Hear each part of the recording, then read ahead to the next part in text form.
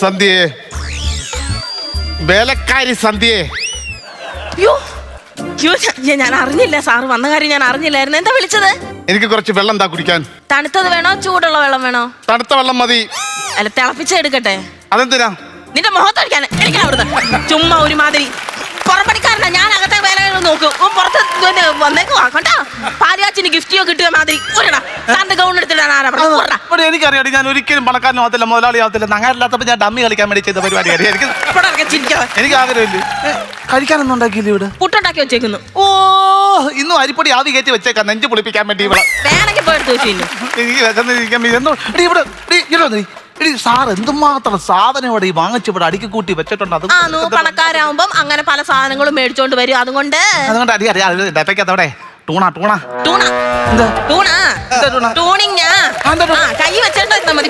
അതല്ലെന്ന് 10-25 വർഷം പഴക്കമുള്ള ടൂണ മീനില്ലേ, ചൂര, അത് സാറിനകത്ത് വെച്ചിട്ടുണ്ട്. അത് എടുത്ത് പുഴുങ്ങി തടി തിന്നാടി.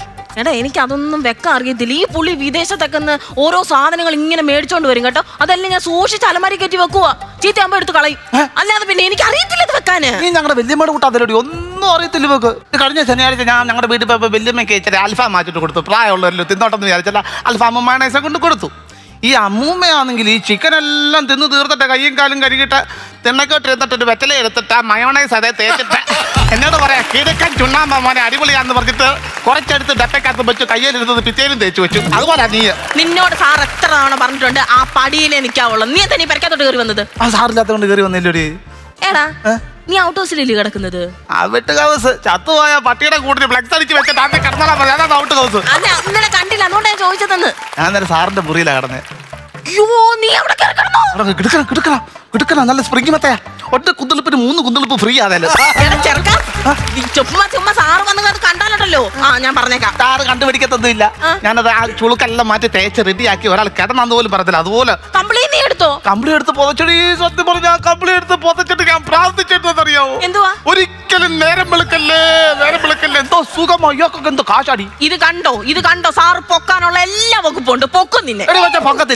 പൊക്കത്തില്ല, ഞാൻ ക്ലിയർ ആക്കി ഇട്ടേക്കുവാ.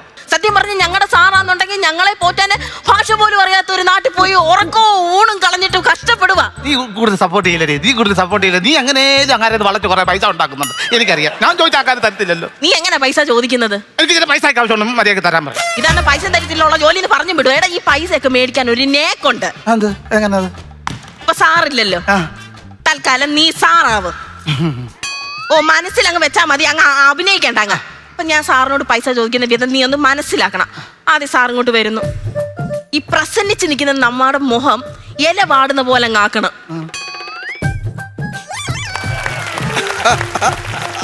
2 സെക്കൻഡ് സൈലന്റാ. സാറ് പലതും പറയും, അനങ്ങരുത്. എന്താ സദ്യ? മനസ്സറിയാതെ നീ ചോദിച്ചു കേട്ടോ, എന്തുവാ സന്ധ്യ? അത് ലോക്ക. കണ്ടിന്യൂ. എന്താ സദ്യ?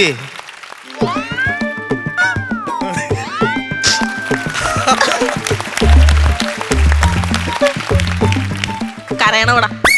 വേദനിച്ച് കരയണം. അതങ്ങനെ കരയുന്ന പെട്ടെന്ന് കരയുന്ന? ഈ കൈ കൊണ്ട് ഈ വിരളെ നുള്ളണം. നല്ല പോലെ അങ്ങ് നുള്ളണം. നിനക്ക് വേദനിക്കത്തില്ലയോ? പിന്നെ ചില സമയത്ത് ഈ കൈ കൈന്നിട്ട് അഭിനയിക്കും. വേദനയാന്ന് പറയും. ഇവിടത്തില്ലടാ.